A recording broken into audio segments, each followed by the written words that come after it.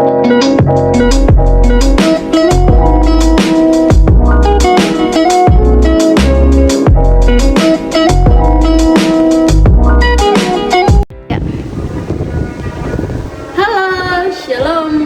perkenalkan nama lengkap saya Rizka Rentiseo. Saya dari kampus IAKM Kupang, Fakultas FKIP, Prodi Pendidikan Agama Kristen, kelas E semester 1. Di sini saya membuat video untuk memenuhi tugas UTS Sejarah Gereja Umum oleh dosen pengampu Ibu Rita MPD. Oke, baik, di sini saya akan menjelaskan materi tentang sejarah gereja umum dari gereja mula-mula dari abad pertama hingga abad ketiga oleh Gonzales 2002. Latar belakang historis dalam kajian sejarah gereja umum periode gereja mula-mula abad pertama hingga ketiga merupakan fase paling awal dalam perkembangan kekristenan. Menurut Gonzales 2002, masa ini disebut juga era pembentukan atau formatif period, di mana iman Kristen bertumbuh dari gerakan kecil di dalam Yudaisme menjadi agama yang menyebar ke seluruh kekaisaran Romawi. Konteks sosial politik, kekristenan Romawi mendominasi dunia Mediterania. Agama-agama kafir dan filsafat Yunani sangat kuat. Konteks religius, kekristenan muncul dari akar Yahudi tetapi dengan cepat berkembang ke kalangan non-Yahudi atau bangsa lain. Baik, di sini abad pertama yaitu gereja apostolik. Ciri utama, gereja hidup di bawah kepemimpinan para rasul dan saksi mata kehidupan Yesus. Yang pertama, ciri-ciri kehidupan gereja yaitu berpusat pada pemberitaan Injil Yesus Kristus dan kesaksian kebangkitannya. Komunitas Kristen awal hidup dalam persekutuan, doa dan pemecahan roti di dalam Kisah Para Rasul pasal 2 ayat 42 hingga ayat yang ke-47. Pengutusan misioner. Misalnya Paulus dan Barnabas menyebarkan Injil ke seluruh dunia Romawi. Kitab-kitab Perjanjian Baru mulai ditulis dan diedarkan di antara jemaat. Yang kedua itu adalah tantangan. Tantangan itu adalah penolakan dari pemimpin Yahudi dan penganiayaan dari pemerintahan Romawi. Pertanyaan teologis, apakah orang non-Yahudi harus menaati hukum Taurat? Terjadi konsili Yerusalem, itu di dalam Kisah Para Rasul pasal 15, yang menegaskan bahwa keselamatan hanya oleh kasih karunia, bukan hukum.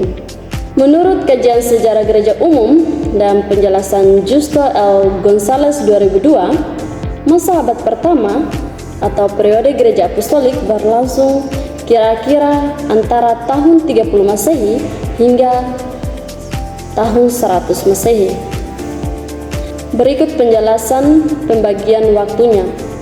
Awal gereja apostolik yaitu tahun 30 sampai 33 Masehi. Dimulai dengan turunnya Roh Kudus pada hari Pentakosta, itu di dalam Kisah Para Rasul 2. Setelah kebangkitan dan kenaikan Yesus Kristus. Peristiwa ini dianggap sebagai kelahiran gereja Kristen. Pusat kegiatan gereja pertama berada di Yerusalem. Periode pengutusan dan penyebaran Injil itu pada tahun 33 sampai 70 Masehi.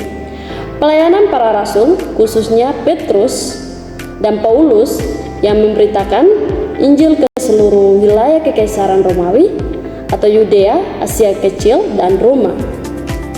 Konsili Yerusalem sekitar tahun 49 Masehi menjadi tonggak penting karena memutuskan bahwa bangsa non-Yahudi dapat menjadi pengikut Kristus tanpa harus menaati seluruh hukum Taurat. Nah, sekitar tahun 64 sampai 68 Masehi, Paulus dan Petrus mati di Roma di bawah pemerintahan Kaisar Nero.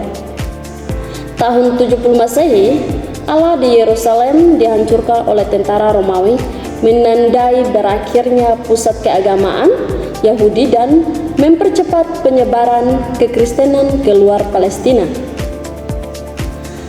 akhir masa apostolik, yaitu pada tahun 70 sampai 100 Masehi. Beberapa rasul terakhir wafat, yaitu Rasul Yohanes diyakini sebagai rasul terakhir yang meninggal sekitar tahun 95 hingga 100 Masehi. Kitab-kitab Perjanjian Baru, yaitu ada Injil Kisah Para Rasul, surat-surat, dan Wahyu, selesai ditulis pada periode ini. Gereja mulai membentuk struktur kepemimpinan lokal, yaitu ada penatua dan diaken, serta memperkuat identitas iman di tengah dunia Romawi. Yang kedua itu adalah gereja abad kedua, yaitu gereja Pasca Rasuli. Menurut Gonzales, abad kedua adalah masa penguatan identitas gereja dan pembentukan struktur kepemimpinan. Yang pertama, perkembangan organisasi. Jabatan uskup atau bishop mulai memimpin jemaat lokal, menggantikan peran langsung para rasul. Muncul sistem 3 jabatan, yaitu ada uskup, penatua atau presbiter, dan diaken atau diakon. Liturgi ibadah dan perayaan sakramen atau baptisan dan perjamuan kudus mulai distandarisasi. Berikut abad ketiga, yaitu krisis dan konsolidasi. Masa ini ditandai dengan penindasan hebat, tetapi juga pertuduhan teologis dan organisasi gereja. Yang pertama, penganiayaan berat. Kaisar Decius, yaitu 249 sampai 251, dan Diocletianus, yaitu 284 hingga 305, memerintahkan penghancuran gereja dan pembunuhan orang Kristen. Banyak martir atau saksi iman yang menjadi inspirasi bagi gereja-gereja lain. Makna teologis dalam kajian sejarah gereja umum.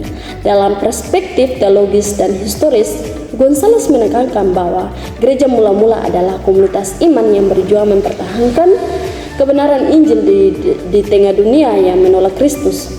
Penderitaan bukan tanda kelemahan, melainkan sarana permurnian iman, dasar iman, kanon kitab suci, dan struktur gereja yang kita kenal sekarang berakar di masa ini. Baik, kita akan masuk dalam kesimpulan. Berdasarkan Gonzales 2002 dan kajian mata kuliah sejarah gereja umum, periode gereja mula-mula dari abad pertama hingga abad ke-3 dapat disimpulkan sebagai yang pertama itu pembentukan gereja apostolik, Rasul Petrus, Paulus, Konsili Yerusalem, Injil tersebar, dan jemaat terbentuk. Kalau abad kedua, yaitu penguatan struktur dan identitas, Ignatius, Polikarpus, Justinus, Martin kanon Alkitab, Credo, struktur gereja. Dan abad ketiga, yaitu krisis dan teologi Tertullian, Origenes, Cyprian, pertumbuhan teologi dan kesiapan menuju legalisasi gereja.